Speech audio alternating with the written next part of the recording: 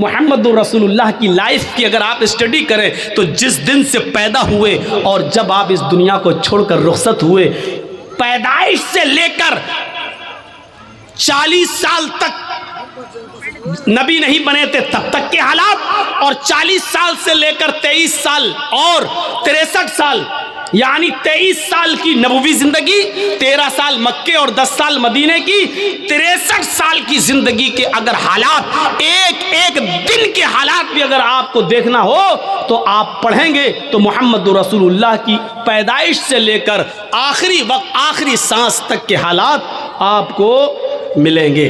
पैदाइश के हालात ये थे कि जब आप पैदा हुए तो माँ उनकी आमिना कहती है मेरी आंखों के सामने से एक नूर चमका, एक रोशनी हुई और ऐसा लगा कि उस रोशनी ने पूरी दुनिया को रोशन कर दिया।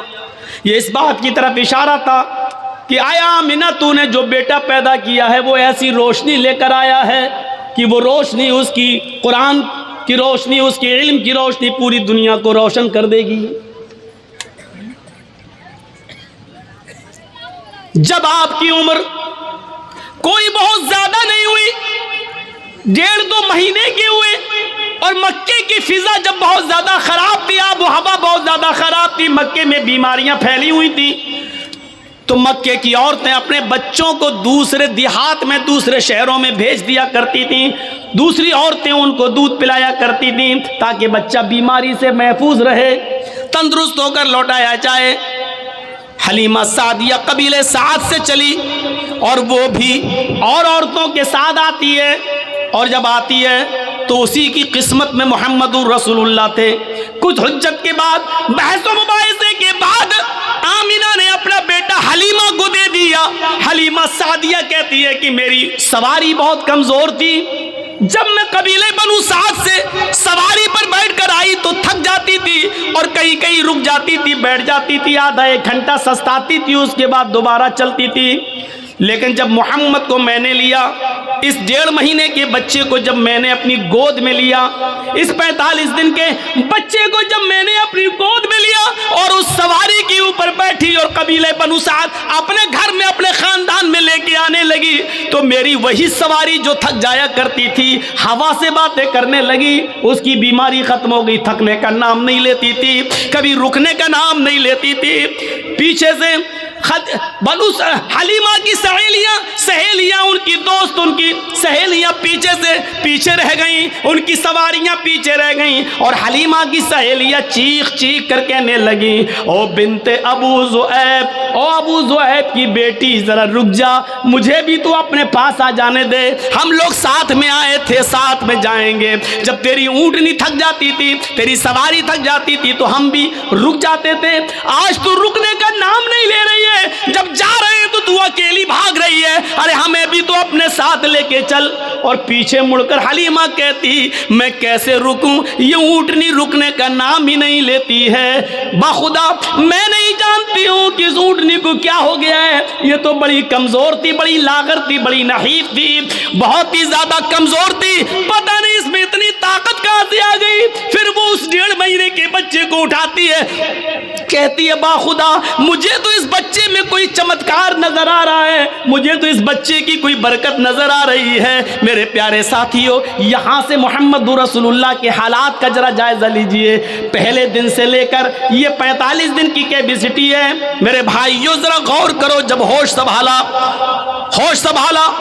उस वक्त की जिंदगी के बारे में देखिए, और जब 40 साल की उम्र में जब आपको नबूवत मिली, इक़रा बिस्मि रब्बिकल लज़ी खलक़, ये कुरान की पहली आयत जब नबी अकरम के ऊपर नाजिल हुई तो यहाँ से सिलसिला चला तो अल्लाह का नाम लेकर पढ़, इक़रा बिस्मि रब्बिकल लज़ी खलक़, उस रब के नाम से पढ़ जिसने पैदा किया। यहाँ से आपने अपनी जिंदगी का 90 आगाज किया, 90 दौर यहाँ से शुरू होता है।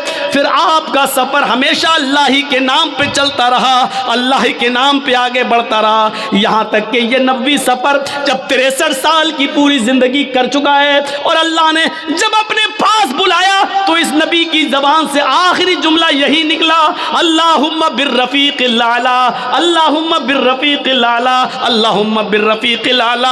आय अल्लाह रफ़ीक़ आला में, आय अल्लाह रफ़ीक़ आला में। ज़िंदगी का सफ़र की शुरुआत बिस्मिल्लाह अल्लाह के नाम से होती है और ज़िंदगी का इख्तिताम भी अल्लाह के नाम पर ख़त्म होता है। यानी उसने बता दिया कि मेरा जीना, मेरा मरना, मेरी मौत और मेरी ज़िंदगी सिर्फ अल्लाह के लिए है। इसी को अल्लाह के नबी कहा करते थे और उनसे पहले इब्राहीम अलैहिस्सलाम यही कहा करते थे, इन्ना सलाती व नुसुकी व महयाया व ममाती लिल्लाहि रब्बिल आलमीन। मेरी नमाज, मेरी कुर्बानी, मेरी ज़िंदगी और मेरी मौत सब अल्लाह के लिए है। हमारा और आपका मामला इस्लाम के ताल्लुक़ से ऐसा होना चाहिए कि मसलन हम चाय पिएं तो ये सोचें कि चाय पीना कहीं जायज़ नाजायज़ तो नहीं है। हम पानी पी रहे हैं तो ये सोचें कि पानी पीना कहीं नाजायज़ तो नहीं है। नहीं जायज़ है तो कितनी साजों में पिए, कैसे पिए, हमारी सोच ये होनी चाहिए।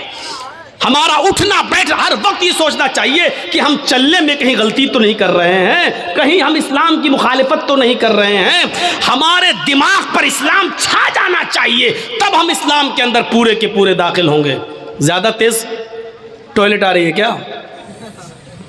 सब बिगाड़ देते हैं मेरा मामला यार। सामने से ना उठा करें, पीछे से उठ जाए हमें कोई दिक्कत नहीं। सामने से उड़ते हैं तो मुझे ऐसा लगता है कि कोई मेरा माइक पकड़ने आ रहा, छीन के अभी फेंक देगा कर। ऐसा हो चुका है मेरे साथ, इसलिए थोड़ा डर लगता है मुझे। पीछे से उड़ जाया करो।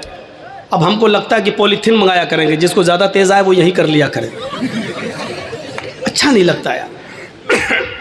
अभी कुछ दिन पहले एक बुढ़ा उड़ रहा था बेचारा 80 साल का। मैंने कहा कहाँ जा रहे हो?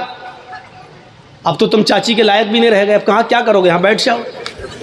बुढ़े भी बैठ जाते हैं बेचारे, वो भी नहीं, क्या ज़रूरत है उनको आगे बैठने की, और जब बैठ जाते हैं तो बैठ के सोने बेचारे। तो सुनिए, ये हमारे दिमाग पे छा जाना चाहिए, और जब ये चीज़ हमारे दिमाग पे छाएगी तभी हम इस्लाम पर मुकम्मल अमल कर सकते हैं और दाखिल हो सकते हैं। मसलन एक बहुत भूखा आदमी था, सुना आपने? नहीं सुना? एक बहुत भूखा आदमी था। अब भूख की वजह से उसका हाल ख़राब था, बस उसको ये था कि किसी तरीके से रोटी मिल जाए कहीं में, लेकिन नहीं मिल रही। इतना भूखा था कि भूख की वजह से बिल्कुल बेचैन था। ऐसे ही किसी ने उससे पूछा, भाई 2 + 2 कितना हुआ? 2 और 2 कितना? उसने कहा 4 रोटी।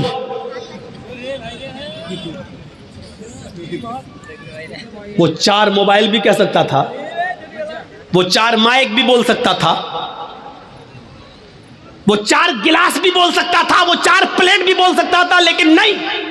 और क्या जरूरत थी 4 माइक, 4 प्लेट, 4 गिलास बोलने की? उससे तो इतना पूछा गया 2 + 2 कितना, 2 और 2 कितना? उसको जवाब देना चाहिए 4, लेकिन उसने क्या कहा? 4 रोटी।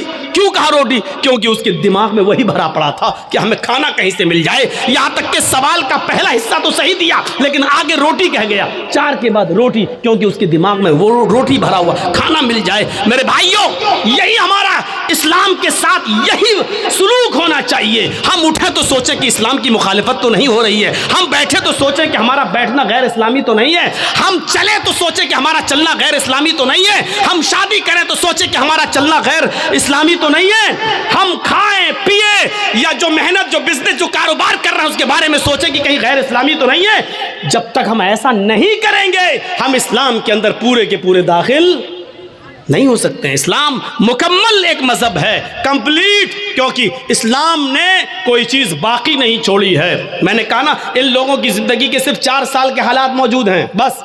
ईसा अलैहिस्सलाम के 3 साल के हालात मौजूद हैं। आज चले जाइए ईसाइयों के पास और पूछिए कि शादी कैसे होनी चाहिए, ईसाई नहीं बता पाएंगे। क्यों नहीं बता पाएंगे? उनको मालूम ही नहीं है। क्यों? ईसा अलैहिस्सलाम ने शादी ही नहीं की थी। जब शादी नहीं की तो उनको शादी के हालात मालूम नहीं, शादी कैसे होना चाहिए। ये पूरी बाइबल पढ़ जाओ, शादी सिर्फ इतना लिखा है कि अपनी जिंदगी अगर पाकीज़ा गुजारना चाहते हो तो शादी कर लो, बस इतना लिखा है। अपनी जिंदगी पाकीज़ा गुजारना चाहते हो तो शादी कर लो, लेकिन शादी कैसे करो, किस उम्र में करो, लड़की बड़ी होनी चाहिए या छोटी होनी चाहिए, फिर शादी के बाद बीवी के साथ किस तरह रहो। महर कितना होना चाहिए, ये तमाम चीजें बाइबल बताने से खामोश है।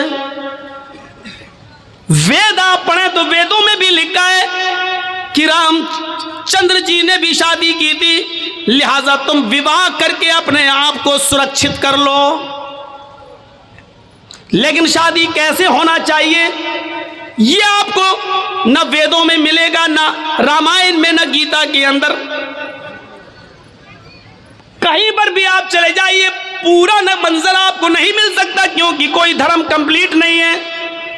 इस्लाम से पूछिए, मोहम्मद रसूलुल्लाह से सवाल कीजिए कि शादी कैसे करना चाहिए, तो अल्लाह के नबी सल्लल्लाहु अलैहि वसल्लम की शरीयत जवाब देगी। जैसे मोहम्मद रसूलुल्लाह ने 25 साल की उम्र में अपनी से 15 साल बड़ी हजरत खदीजा को अपने निकाह में लाए, ये नहीं देगा कि हमसे उम्र में बड़ी है और इसका पहला शौहर तलाक दे चुका है या इंतकाल कर चुका है, ये बेवा है, किसी की शौहर मर गया, ये उसके बाद की हुए बची हुई बीवी है और खदीजा के 2 बच्चे भी हैं, हम शादी कर लेंगे तो उसको भी संभालना पड़ेगा। ये सब नहीं सोचा, बल्कि आपने निकाह कर लिया। खदीजा ने पैगाम भेजा था, अल्लाह के नबी सल्लल्लाहु अलैहि वसल्लम ने अपने चचा अबू तालिब से मशवरा करने के बाद एक्सेप्ट कर लिया। शरीयत जवाब देगी कि बड़ी उम्र की औरतों से निकाह करना कोई बुरा नहीं है। फिर शरीयत ये भी कहती है, मोहम्मद रसूलुल्लाह जवाब देंगे कि मैंने आयशा से भी निकाह किया जो हमसे उम्र में बहुत छोटी हैं, लिहाजा अगर कोई छोटी उम्र से शादी करना चाहे तो छोटी उम्र की लड़की से भी निकाह किया जा सकता है, इसमें कोई बुराई नहीं है। लेकिन रहना वैसे, अगर तुम्हारी बीवी उम्र में बड़ी है तो वैसे रहो जैसे मैं खदीजा के साथ रहा, अगर तुम्हारी बीवी उम्र में छोटी है तो वैसे रहो जैसे मैं आयशा के साथ रहा। गौर कीजिए, आपको एक एक चीज का सबूत मिलता चला जाएगा, कोई चीज बाकी नहीं है। यहां तक कि सोने के आदाब तक मिले लिखे, मियां और बीवी को किस तरह अपनी जिंदगी गुजारना चाहिए वो तक मिलेगा। यहां तक कि मियां और बीवी के जिस्मानी और शारीरिक संबंध कैसे होना चाहिए, जनाब मोहम्मद रसूलुल्लाह ने उसको भी बाकी नहीं छोड़ा और वो भी बता दिया, क्योंकि इस्लाम एक कंप्लीट मजहब है। जैसे माँ और बाप अपने बच्चे को उंगली पकड़ के चलना सिखाते हैं, माँ के पेट से बच्चा पेशाब और पैखाना करने को, साफ करने का तरीका सीख के नहीं आता, वो अपने माँ और बाप से सीखता है। उसी तरीके से मोहम्मद रसूलुल्लाह ने भी हमें उंगली पकड़ के चलना सिखाया है, सब कुछ बता दिया है कि तुम्हें ऐसा करना है, ऐसा करना है, ऐसा करना है, ऐसा करना है। ये कंप्लीट मजहब है, कंप्लीट मजहब है इस्लाम। मैं जानता हूं कि नमाज फर्ज है, किसी भी हाल में माफ नहीं है, लेकिन मौलाना जर्जीस को कुर्सी से बांध दिया गया है। कुछ गुंडे हमसे जय श्री राम के नारे लगवा रहे हैं, मार रहे हैं। इसी वक्त अजान की आवाज आती है, अल्लाहु अकबर, अल्लाहु अकबर। जर्जीस साहब, नमाज इस वक्त भी माफ नहीं। देख रहे हैं आप, जर्जीस साहब कह रहे हैं, जालिमों मार लेना मुझे, लेकिन नमाज का वक्त हो गया, कम से कम मुझे नमाज पढ़ लेने दो। ये कहना पड़ेगा जर्जीस साहब को। छोड़ देते हैं तो ठीक है, लेकिन हाथ पैर बंधे हैं, नहीं छोड़ रहे हैं। एक बार कहिए, जालिमों छोड़ दो मुझे ताकि मैं वुजू बना लूं। उन्होंने कहा नहीं, तुम्हारे हाथ पैर नहीं खोले जाएंगे। तब भी नमाज फर्ज है। अगर वुजू बनाने की इजाजत नहीं दी जा रही है तो दिल में नियत कर लो वुजू की। सुन रहे हैं, मार पड़ रही है, दुश्मन सामने खड़ा है। नौजवानों, तुम्हारे ऊपर तो ये कुछ भी नहीं हो रहा है और फिर भी तुम सोते रहते हो, बने हो मोहम्मद असलम, मोहम्मद अकरम, मोहम्मद अजहर, मोहम्मद फला। और सुनो, मार लग रही है, डंडों पे डंडे बरसाए जा रहे हैं। थोड़ी देर बाद हमारी रूह निकल जाएगी, क्योंकि लिंचिंग करने वालों ने हमें छोड़ा नहीं है, मार मार के मार ही डाला है।